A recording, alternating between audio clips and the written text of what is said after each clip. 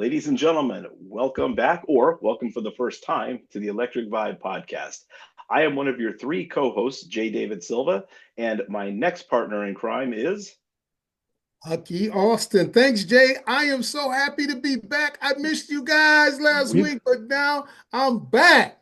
I hope you guys are happy that I'm here. We are. The Three Musketeers. Man, anyway, Kirk, I hear we got BT Express with us today. Is that true? BT Express. Do it till you're satisfied. What? Do it. I got a feeling I may be off, though. Whatever it is. Yeah, no. We do not have BT Express today. They've unfortunately they send their best regards to you though. Okay. And I'm your other co-host here, Kurt Hoffman. Very nice to have you. So, Hucky, I think you have a question for me. Yeah, who do we have then if it's not BT Express? Okay, well, I'm so glad you asked.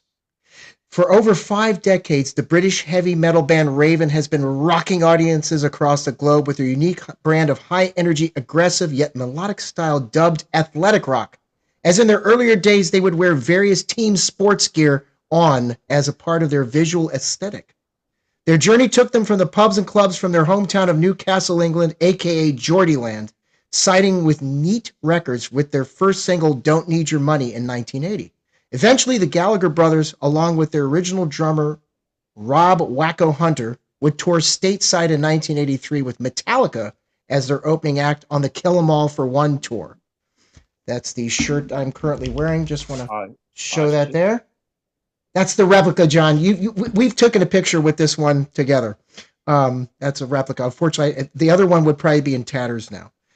They were later signed to independent record label Megaforce Records, run by the late John Zazula and his wife Marcia, along with other bands like Metallica and Anthrax. And I have to say, on a personal note, Live at the Inferno was the one that caught my personal attention at the time. I still remember opening the vinyl and the smell of it from Sam Goody. I remember getting it at Goody because Goody got it. This later led them to be signed by Atlantic Records, and they released Stay Hard, which, as of February 14th, John, celebrating its 40th anniversary. Isn't that crazy? I know. What's that title again? Stay Hard. Oh, okay. Stay Wet. Stay Hungry. Okay. That's right. And it was their best known single and accompanying video for On and On. And Jay, you and I had to talk about that. There was additional pressure from the record label to widen commercial appeal, which led to the album The Pack is Back, which was produced by Eddie Kramer, famous for working with the Beatles, Led Zeppelin, and Jimi Hendrix, among others.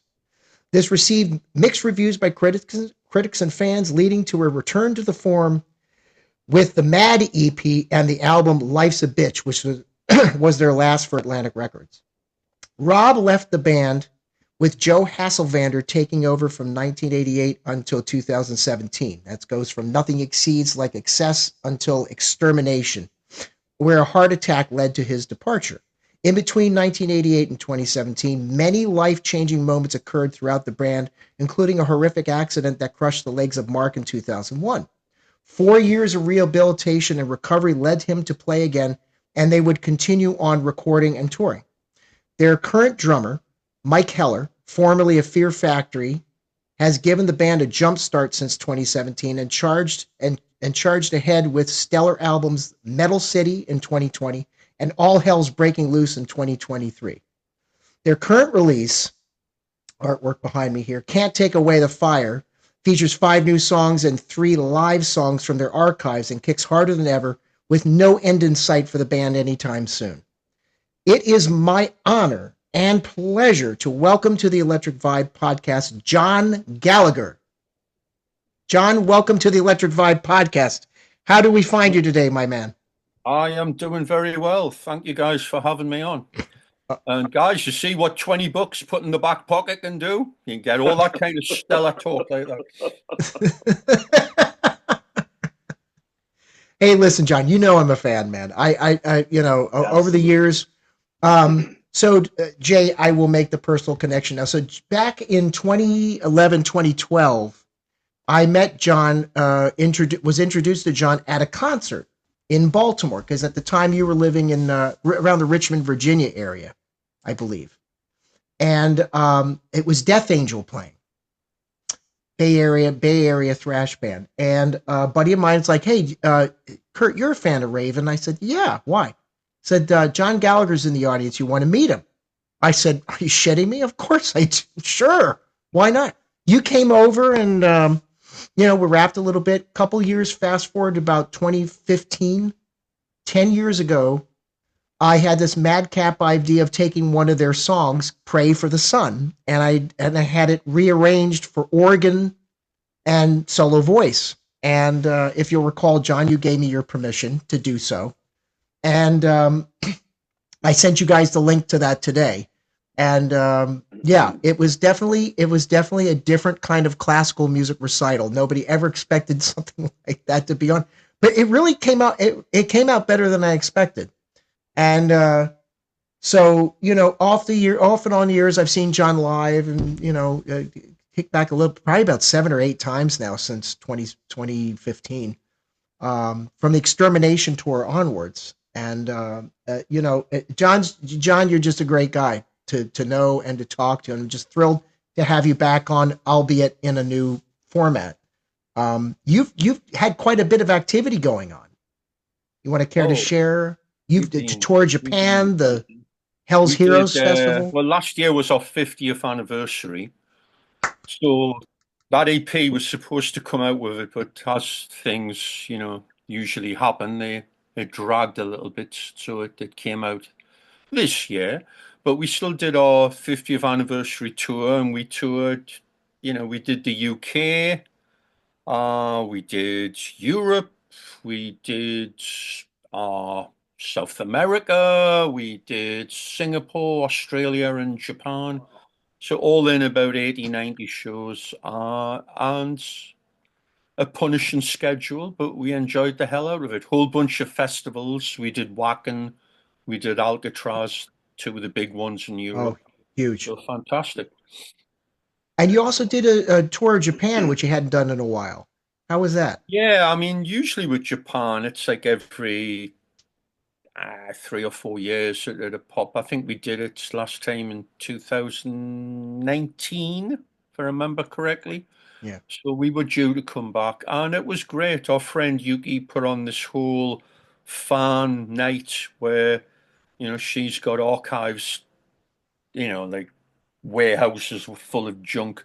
So she set up this room with all the old T-shirts and loads, the records, the albums, photographs, and all that. And it was a selective audience, and we sat there and talked, answered questions. I played some bass for them, and it was a great night. It was fun. A little different. We've never done that before, so that was fun. And almost a month ago, you did the Hell's Heroes Festival. Is that the first time playing that festival? Is that the first? Yeah, I'd be touching on about a month ago. That's the only one we've done this year so far, and which was great. A lot of old friends there. The boys from Satan are all hometown guys. Jarvis from Night Demon. And then the day after, we went and saw Saxon and Riot, and both of them are all great guys. We had a great time hanging out there. Oh, fantastic. Great. Wow. So, you know what, John, I wanted to ask you, having been in the game, so to speak, for 50 years, can you take us back to when you and Mark first started? And what was that aha moment when you both realized that this is what we want to do for a living? We want to be musicians. We want to pursue a career in music. Is there one moment that you can think of?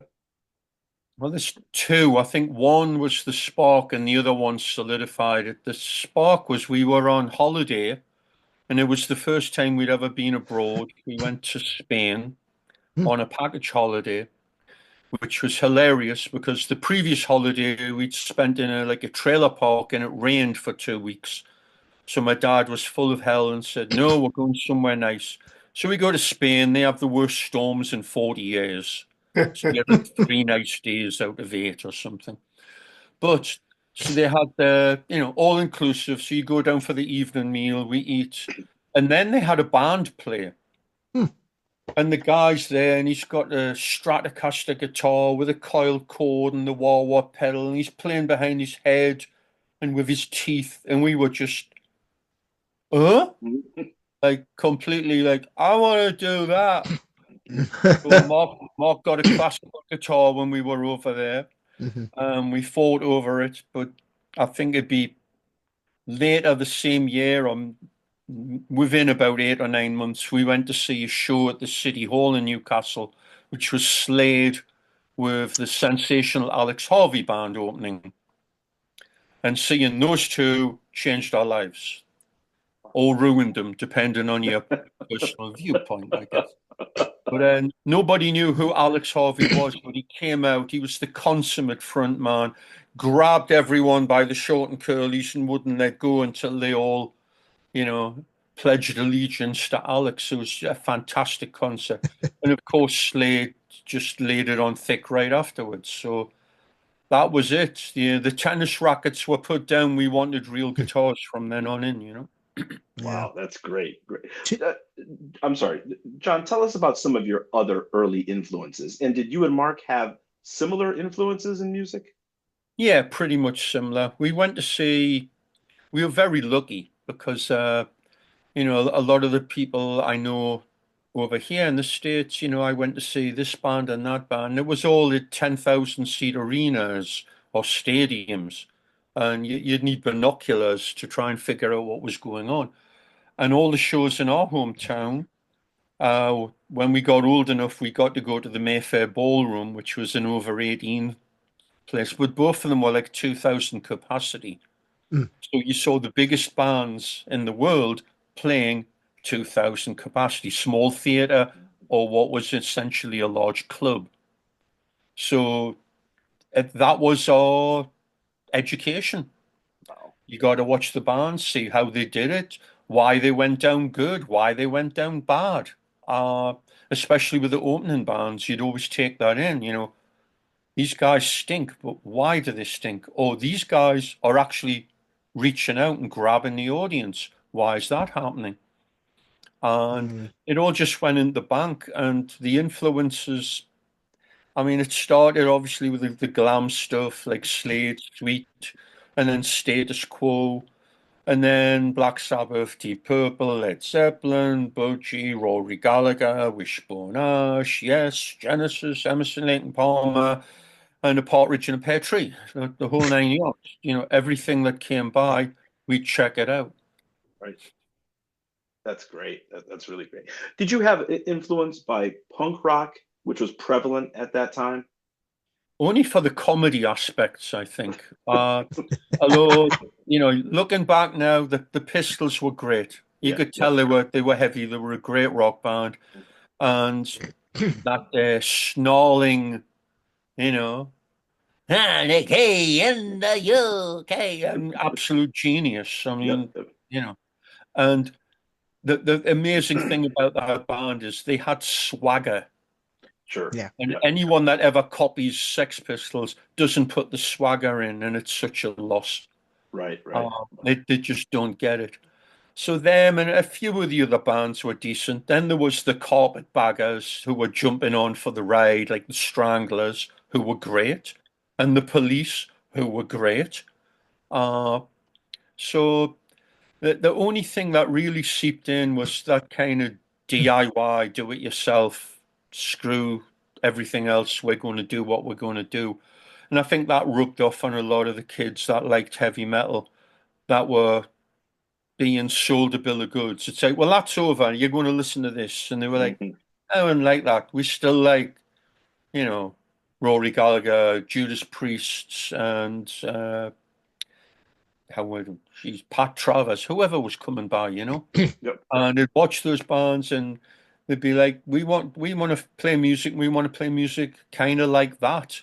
But everyone in their own way kind of revved it up a little bit, Sure. So having those influences and listening to those types of bands and kind of coming into your own, you and Mark, is there how do you categorize your style of music? We've heard the athletic rock, we've heard the thrash metal, but what is your take on what you do? Well, the first thing we ever heard of athletic rock was when it was written on the sleeve of the first single, and we're like, what is this? This is funny. Okay. And it's like, yeah, whatever. We were wearing running tops and jumping around. It was like, yeah, okay, whatever. we were kind of savvy enough to know it didn't matter as long as it set you apart from other people. And there was still a lot of people at that point wearing silks and satins and you know looking like they or kimonos or what have you. Looking like the Scorpions in Japan in 1978. So we were a little more harder and aggressive than that. But when we were playing the clubs and pubs, it was like 50% cover versions, and then we'd sneak our stuff in because we knew that most people couldn't tell the difference, uh, which was fine. But we'd always do, like when bands would play, oh, we'll play Deep Purple. What were they going to play? Smoke on the Water. Yep. Yeah, we'd play Highway Star. Mm-hmm. When you'd get a band playing like a Montrose song that played Rock Candy, and we'd play Space Station Number 5. So it was always the more edgier, aggressive stuff. Right. And we'd listen to there was a rock show, a local rock show on a Friday, and I'd tape it and go, this band sounds cool, let's play that. And that's how we ended up playing like Blue Oyster Cult and Ted Nugent songs that nobody even knew back then, Sure. Right. That's great. Hucky? John, so I'm so happy that you're here with my brothers, man. And man, it's really amazing hearing you reminisce and talk about, your experience in the rock and roll game. I spent a lot of time in the rock game myself. And one of my favorite aspects of being in the business was traveling, being on the road. Just kind of wanted to touch bases with you on how do you feel about being on the road? And are you still doing gigs like that? And maybe take us back to the first time that you were out on the road and where that venue was at.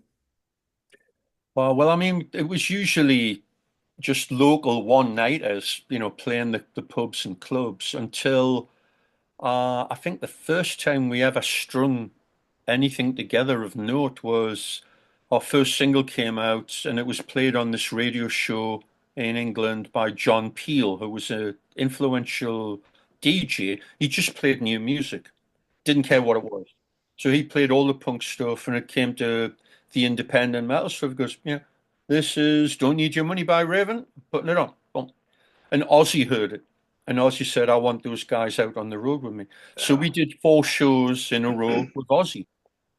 So that was the first time we'd ever been out doing that. So obviously it was very exciting, even though it was England and you're staying at the bed and breakfasts and, getting knocked up at 6 o'clock in the morning. Come on, your breakfast's getting cold. That kind of stuff, Yep. But yeah, it was very, very special. It was cool. Can The you tell Blizzard me, of Oz. Oh, I'm sorry, Hockey. can you tell me the differences between the audiences in Europe as opposed to America? Because I remember there being very different, but I'd like to hear, your thoughts on that. Not so much now. I think now, with the advent of the internet and that, people watch concerts and it's kind of like, oh, this is how we're supposed to act. So that it's a lot more homogenized than it used to be. In the UK, for example, Northern England and Scotland was always crazy. And the further south you went, they'd be more reserved. And then when you got to London, it was just like, oh, I'm really enjoying this. I'm having an orgasm. It's wonderful. Oh my God. And you couldn't get them to crack a smile at first. That changed rather quickly, but initially, yeah, that was a tough nut to crack. And then when we went to Europe, like Italy was the first country we played in, and they were insane. And Yeah, then we played the Netherlands, and they were insane. yeah. And it turned out that a lot of places were insane, and except for the south of England, which gradually worked its way up, and now I'm happy to say they do pretty damn good. So, John, do you still have the same feeling that you had in the very beginning? One of the things that and I've told this to Jane Kirk, I haven't been on the road in years, but it's something about the rock and roll business. And I told them both, I was like, I would just like to do one more tour, just one. Do you still have that same feeling that you had in the beginning? Yeah, absolutely. I just in here, I pick up a guitar and I'm still 14-year-old, still trying to figure it out. There's still new stuff, still stuff to learn. Very, you know, blessed. Whoever's sending the stuff down, I'll pick up a guitar and something new will come out almost every day, and it's just like, Yeah. okay, that's cool. And it's pretty much the same with the rest of it. I mean, we love playing live. You may be even playing a similar set list every night, but it's never played the same the way we play it. There's always that interaction. There's always something a little different thrown into the mix. And there's always, you've always got that feeling of like, the song. The song, it's like a racetrack in a sense. You know where all the straights and the curves are, but this time you're going to approach it a little differently. And that mindset really, I don't know, it just makes it fun, as opposed to this is the way it is, play it exactly the same every night. So we don't do that. John, how long have you been doing this? Oh, geez, 50 years. So my next question is, if you had it all over, to be able to do it all over again, would you do anything different? Yeah, I'd sell insurance.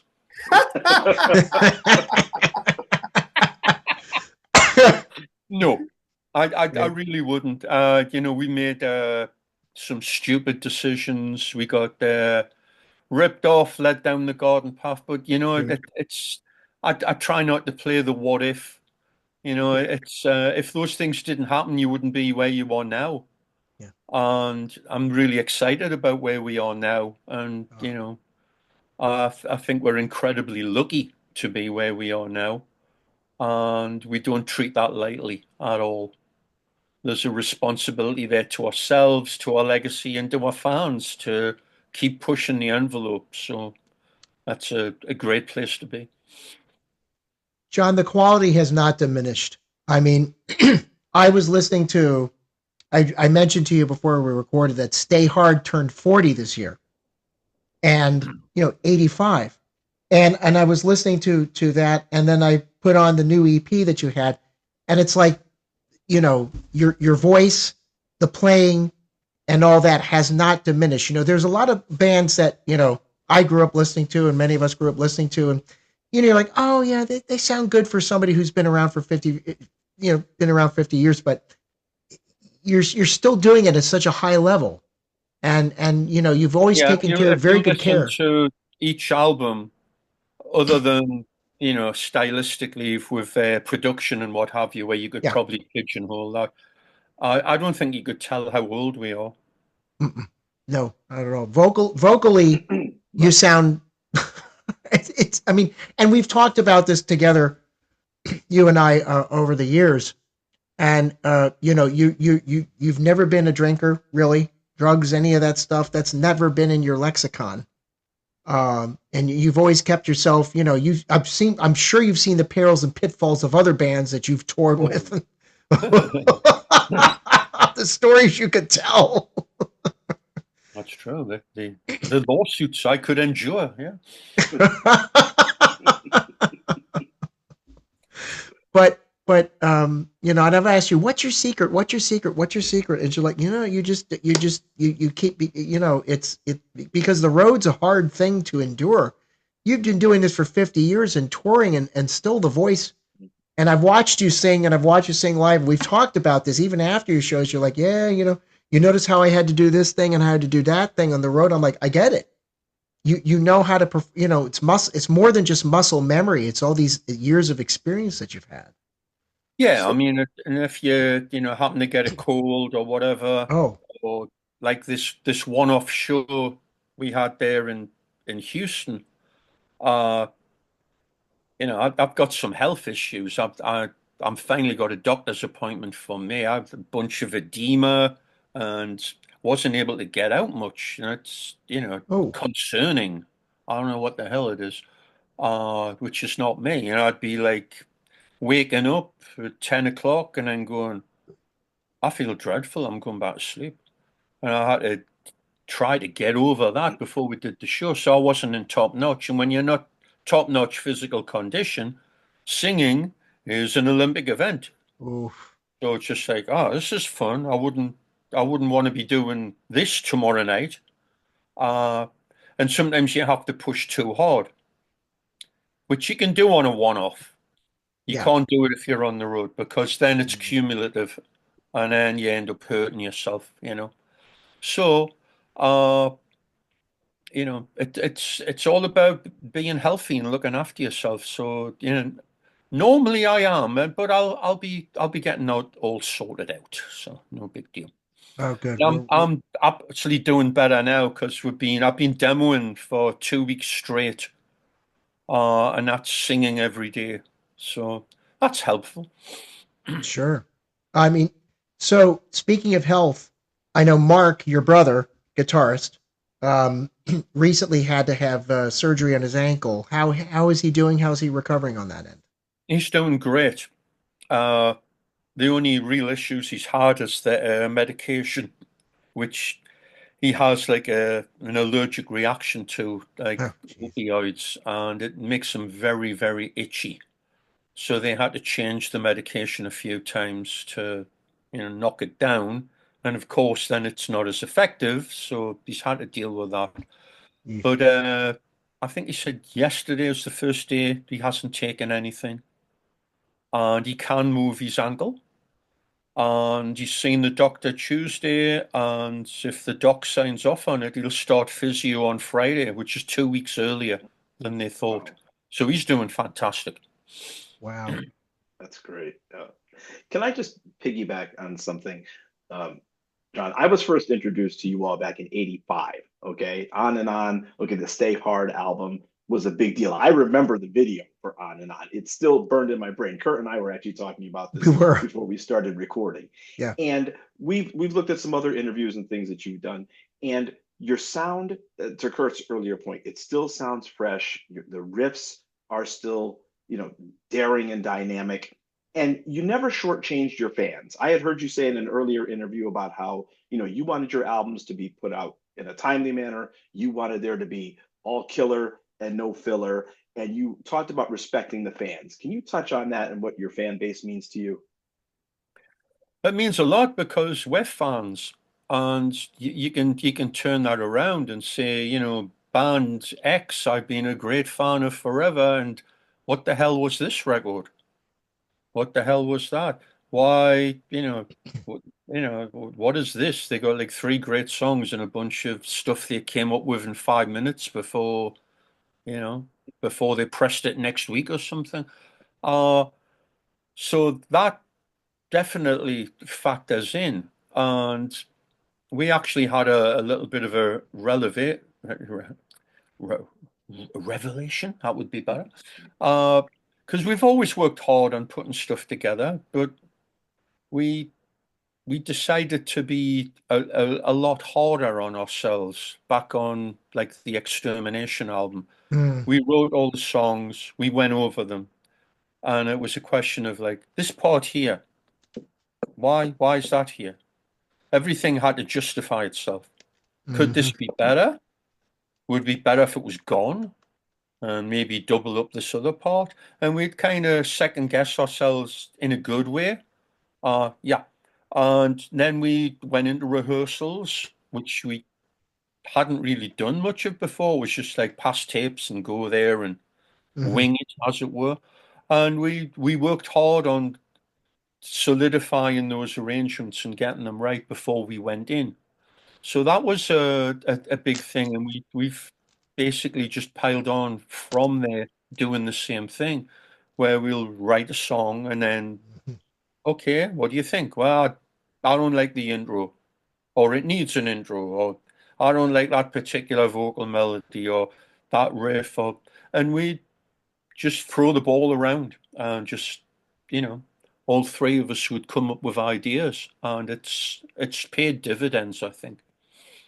John, I want to go back to something that you said, and that's about you being a fan. And I find it interesting that you said that because most fans don't picture or see musicians themselves being fans. And I remember when I was with Prince, he'd love to go see, James Brown. He'd love to go see Stevie Wonder, and so he was a fan of their music. But I was just thinking, yourself, tell me some of the bands that you were fans of.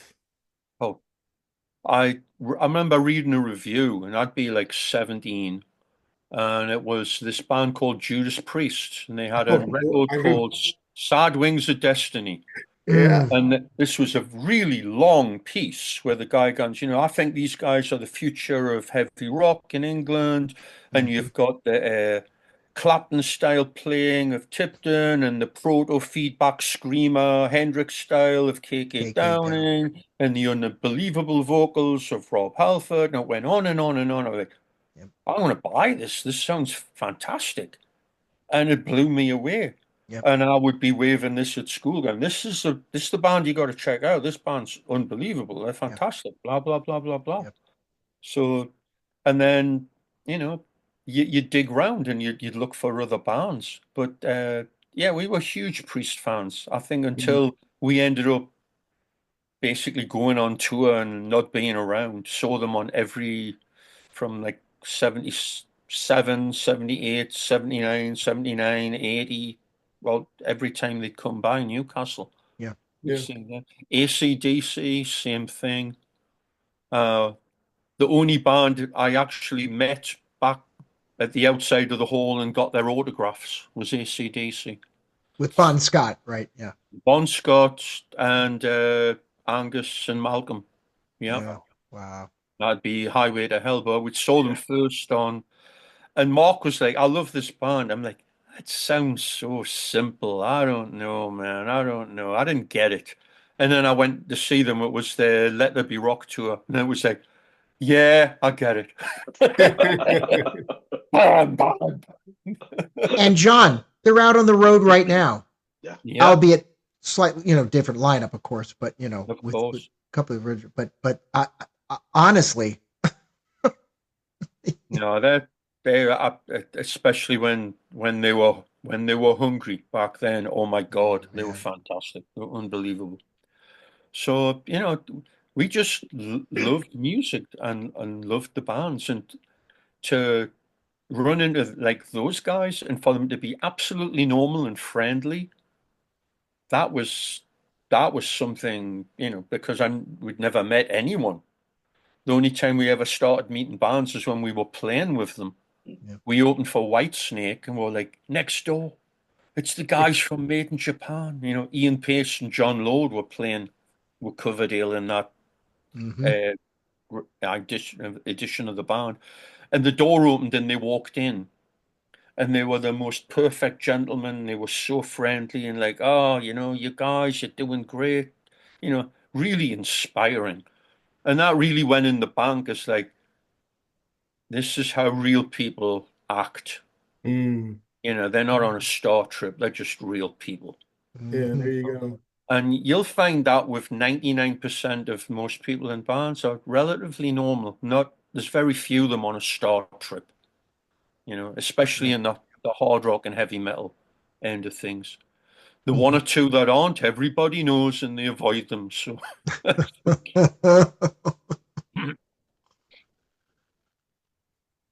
John, how has the years of touring affected you? I mean, do you still love the road? Are there the pitfalls of being away from home so much? uh yeah, it's I mean, the whole touring and coming over to America thing, I mean, we really cut all ties.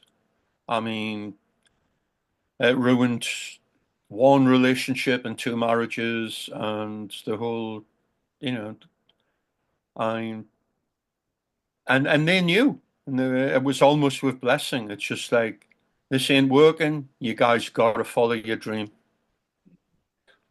Go, go with God, but go.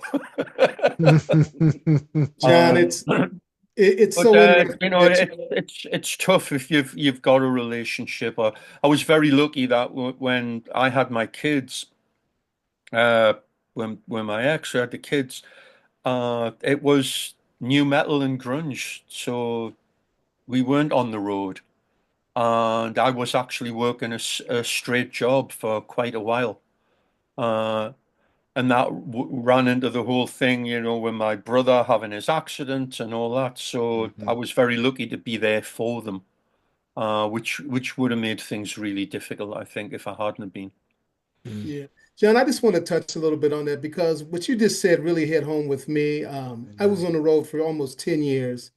And the one thing that made me finally say that it was time to do something different was I had an understanding with my wife, and I always told her, I said, when this gets to be too much, let me know. And we had two kids, and she was raising our children by herself, and it really had an impact on our family. And I still love traveling, I still love being out on the road, but I really missed my family, and I wanted to be there for them. So it's challenging.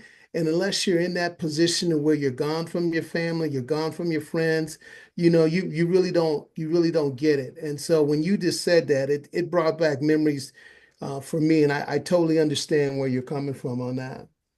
Yeah, it's tough. Once they get, into the mid and late teenager thing, it's obviously, you know, if they're good kids, then it's a lot easier.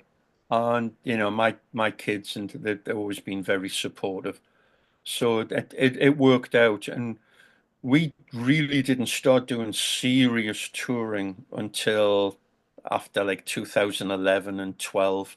Right. It was always, you know, like extended weekend warrior stuff and maybe the occasional 2 or 3 week tour.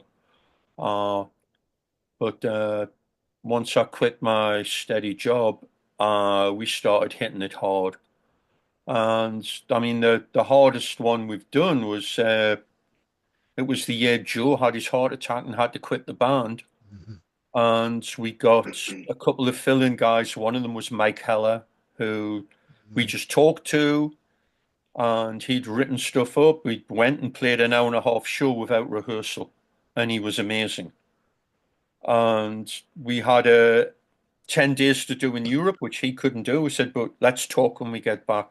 So we got back, and in that 6 months of June till December in 2017, we did 150 dates. Woo. Wow. Yeah. Holy cow. Yeah, so that was pretty hardcore. Yeah. Yeah, I guess. But I will tell you, I got to see Mike play for you guys in Allentown, PA, I think in 2017. Jabberjaws. Wow, I actually remember the name of the place. I don't think it's there anymore. And Death by Tuesday, I think, was the band that opened up for you guys. There were two Oh, bands. that would be, oh geez, that would be the year after, I think 2018. Oh, right. And Yep. but I tell you, John, he has added. You already know he's added such an injection to the band. Yeah, he's absolutely phenomenal. He's one of these new breed drummers who are like so technical, but he's musical with it as well, which is fantastic. Yeah. So it's really just added a new dimension, and the ability this, which we've done on a few times, to like, let's play an older album in its entirety, and not have to go through, you know, a hissy fit or something where I don't want to do that, I don't want to learn this. It's someone who's 180 degrees to that, like excited about, okay, let's do this, and really pushing for stuff like that. So it keeps it fresh for us because we're not trapped in the same set. We can say, okay, next time out we're going to do X, Y, Z, and everyone does their homework. And because with Mike we've never rehearsed yet. It's been It's 8 years true. and we've never rehearsed I once. know you've told me. Unless you count sound checks, that's about it. But with the last couple albums, Metal City, All Hell's Breaking Loose, the new EP, Can't Take Away the Fire. Talk about his increased input with each album. I mean, I know he's had a lot of input with the artwork. Yeah. absolutely on all three, then Yeah. mainly his ideas, which was great fun. I mean, we came up with a comic book idea for a T-shirt, and it was an abortive work with an artist who I don't know if anyone's dealt with graphic artists. Uh, graphic artists is to a degree like a bricklayer. Build me a wall like this high, this big. No, I want to make it curved. I want to make it purple today, Like, no, do what you're told. Do this. So we had one of those wars with the graphic artist, and he took his toys and went home. Uh, but we went and found somebody who was a lot more receptive, which was great. And we, had a relationship with this crazy guy, and he's, he'll offer suggestions, but it's not a case of like a fait accompli, like this is the way I'm drawing it, and this is the way it is, you know. So that's good. Having a collaboration is very helpful. But Mike's come up with some great ideas. The comic book thing, which was Metal City, and then a bit more of a movie type of idea for All Hell's Breaking Loose. And the Yeah. EP is really just you know, a continuation of that, where you've got us three hidden behind Kurt in that artwork with the ridiculous rocket firing spider. Spider, right? I freaking love it. It is great. I It love is. it. I love it. But Mike's John, added so much. He's added that, and I- we've been very lucky that basically every drummer we've had, Rob Hunt out, who's a great guitar player and songwriter and singer. Joe's a great guitar player and songwriter. So, Mike's following that tradition. He's he's not up as much on guitar, but he's working on it, and he has ideas. And if he can't play them, he'll verbalize them. Da da da da da da da da, whatever, and we'll come up with something. And he's obviously played many types of music. He's schooled, and he's a great engineer, and has his own studio, which has been wonderful. The last album, it was basically just the three of us in the studio doing yeah. everything up until mixing, which Wow. we had this Wow. great guy, Lassie Lammert in Germany, who's got the killer ears and did a great job with it. But Fantastic. just having it, boiled down to just the three of us was really great. It was really Excellent. a great experience. Now you were talking about demoing. You've been doing a lot of demoing lately, so working on the forthcoming album. So exciting. I can't wait to hear what you guys are going to cook up with. So I understand he's relocated to another state. Is that correct? Yeah, he moved out of California to Texas, so he's building his new studio. And we were just there after this show. We went to San Antonio and hung out for about 4 days. We saw Saxon, and we worked on songs. Cool. And he'd been talking about, oh, I'm building a studio, and having planning permission issues and all this. The damn things were as big as a city block. It's Oh like, wow. what? So it's going to be something special when that's all finished, that's for sure. It's Sure, sure. rather larger than what he had. What he had was great, but this is on another level altogether. John, I wanted to ask you, all these years in the business and all these years of touring and great music and fans, what do you want your and Raven's legacy to be? Just that we kind of stuck to our guns, and we kept the quality high. I mean, the day you can't keep the quality high is the day you pack up your toys and go, really. It doesn't mean you're not going to stop enjoying music or start playing it, but you know, the level we do it at. I mean, when we go out there and play live, we know damn well we're more energetic than 99% of bands on the planet.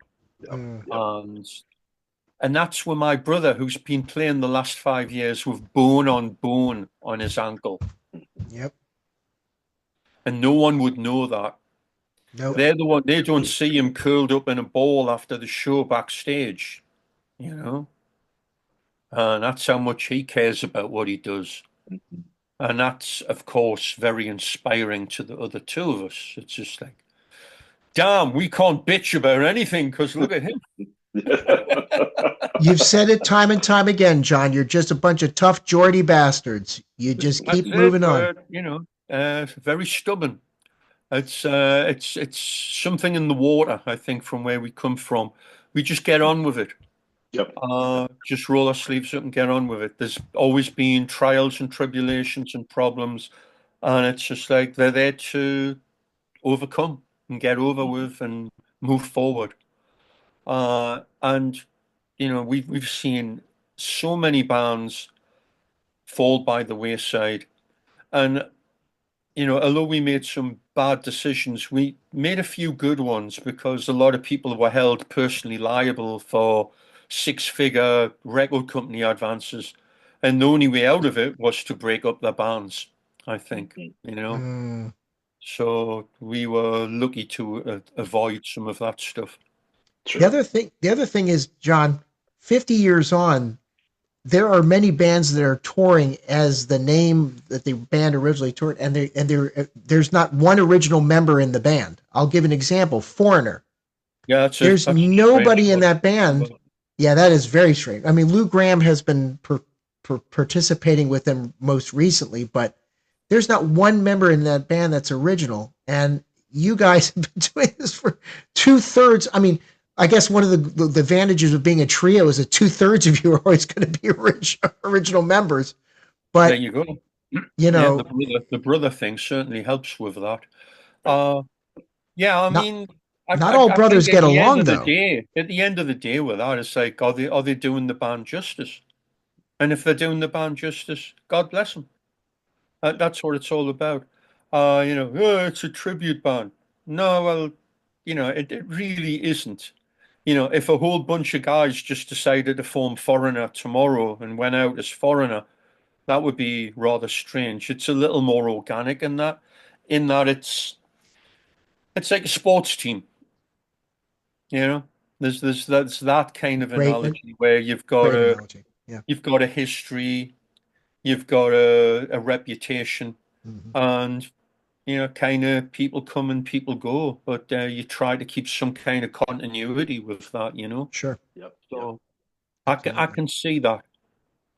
But at the other end of the table was a few years ago, me and my girlfriend went in Newcastle to see it. Friends had said, "Oh, come see this. It's a tribute night. It's a AC/DC band and a Whitesnake cover band." And I went there, and 2 tickets, please. Yeah, that'll be £55, please. That's like about $75. I'm like, are you shitting me? I saw AC/DC for £3.50. I'm not paying that for this. Sorry. I don't blame you. Right. That's something. I was going to say, speaking for somebody who's in a cover band, we don't charge that much at all for Zeppelin covers. Good God. No. And again, I mean, there's, like yourself, they do a wonderful job. There's people doing bands that aren't around, like doing the classic Genesis thing. Yeah. Or maybe doing the classic Yes thing, or doing the, whatever. And yeah, great. It's a responsibility. Especially if it's something that's a real theatrical, the Pink Floyd bands are like incredible. Oh, sure. They're unbelievable. Oh, sure. And if no one got a chance to see them, this gives you a large chunk of what it was all about. So that's great. Excellent.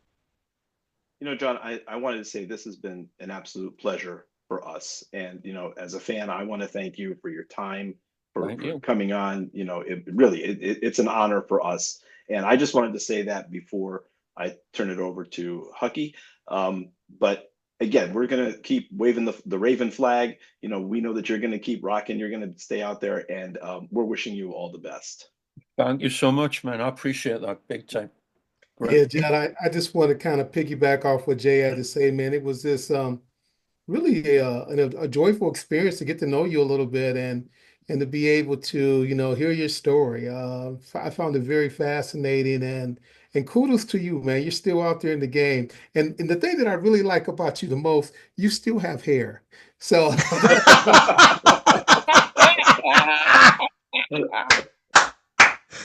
There's Go a, there's ahead, a Hucky. story. There's a story in that. I think my brother might have been the exception, but everyone I grew up with, especially the guys in bands, had hair down to their ass. Now they're all bald, and I think it's the beer. I think yeah. See, could be. that's the karma. Kurt, I was going to say, John, you know I love you, man. You just over the years that I've seen you and the decades of listening to your music, if I had known 40 years later from buying all, Live at the Inferno that I was going to talk to you and have this kind of rapport with you all these decades later, I never would have believed it. But, to your earlier point, you've always, kept it like a real human being. You never took a star trip. You've always been great to the fans, and your quality has not diminished. In fact, I think it's gotten better than ever. I mean, really. And there are very few bands that can say that. There are very few bands that can say that. Believe me, we know we are, we're the gatekeepers on that, and it's, Oh, it's not going to be substandard. It's going to be raising that bar every time. That's the way it's got to be. And as far as the Star Trip, there's only one place to do that, and that's on stage. You can right. be as crazy and as outrageous as you have to be, and that's where it belongs. It doesn't belong. And I've seen over the years so many people who have it the other way round, where they're boring as hell on stage and outrageous and like ridiculously crazy off stage. And it's just, where does that come from? It's like some kind of crazed entitlement or something, That part right there. Yeah. Well, I got to say, my trademark phrase I actually borrowed from you, John, from an earlier interview. Yes, a rising tide lifts all boats. Yes. That I got. We were talking when I interviewed John last. We talked about Metallica, and that was one of the phrases that stuck with me. I'm like, you know what? I'm going to start using that as my mantra. So you're partially responsible for the shtick for here rising on the this, tide. for rising the tide. Absolute. Well, as the gatekeeper, absolutely, no question, John. And may you keep rising those tides and lifting those boats, man. Because we need guys like you still around doing it and doing it at the level that you're doing it. So I'm going to turn it up. So again, like I said, a rising tide lifts all boats. And whoever wants to close it out. I will go first. Thank you very much once again, John Gallagher, Raven. Big fans, fantastic. We're so grateful for your time, for your effort, and the years of music and memories. Folks, if you like what you see and heard, please remember to hit that like and subscribe button. Follow the Electric Vibe, plug in, so we can keep bringing you great content like the wonderful interview that we just had. And like I always say, when the universe comes knocking, you have to answer that door. Hucky? John, I wanted to say the same thing that Jay and Kirk said. It was great having you. Great to be able to spend some time with you. Jay and Kirk, it was good to be back with my brothers again. Yes. Last Yes, week. sir. And, we really appreciate those out there that are tuning in and listening to us. And what I always say is we live in a chaotic world. I think we all can agree with that. It needs a lot of work. So let's be kind and let's be good to each other. Good John words. Gallagher, thank you very much. And everyone else, take care. Peace. Peace.